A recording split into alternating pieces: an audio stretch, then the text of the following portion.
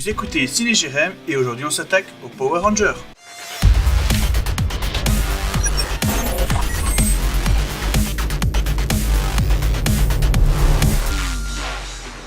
On peut le dire, ce film m'a légèrement dérangé, voire même gêné. Pour éclairer mes dires, je vais vous montrer le générique de la série de 1990, dont les réalisateurs se sont inspirés. Oui, car pour cacher le fait qu'ils ont bafoué l'esprit même de la série, on préférait dire que c'était pas une adaptation, mais une inspiration.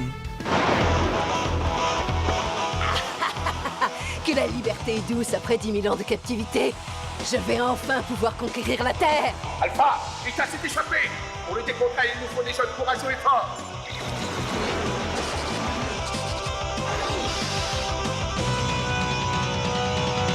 Go, go, Power Rangers.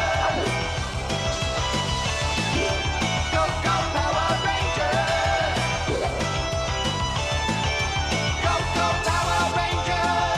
Mighty Morphin Power Rangers. Go,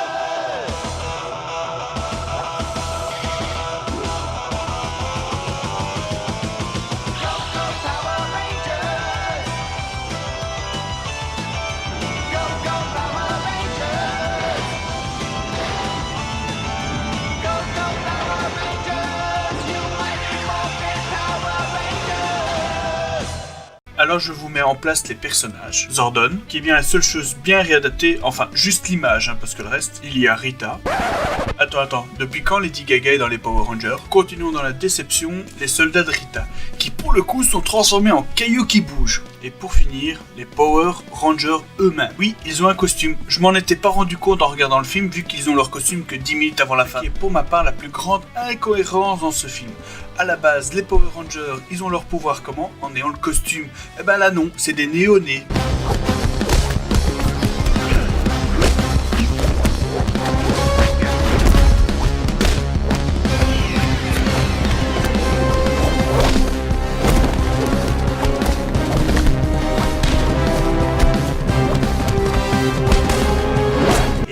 Mascarade dans ce film, c'est que c'est soi-disant des ados et tous les acteurs ont entre 20 et 30 ans. Oui, j'ai vérifié sur Wikipédia. Et le rêve ultime de tous les fans de la première génération des Power Rangers, c'est le Megazord. Et ben même là, ils se sont plantés. On s'attend à une bataille ultime, un truc badass quoi. Et ben...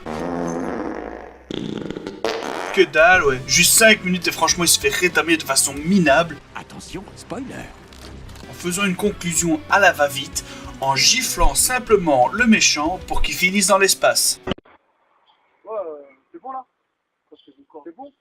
Ouais, je dis plus quand là?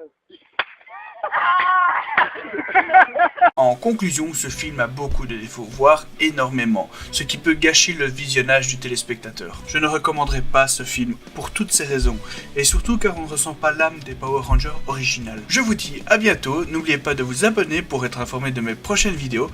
Au revoir et bon film!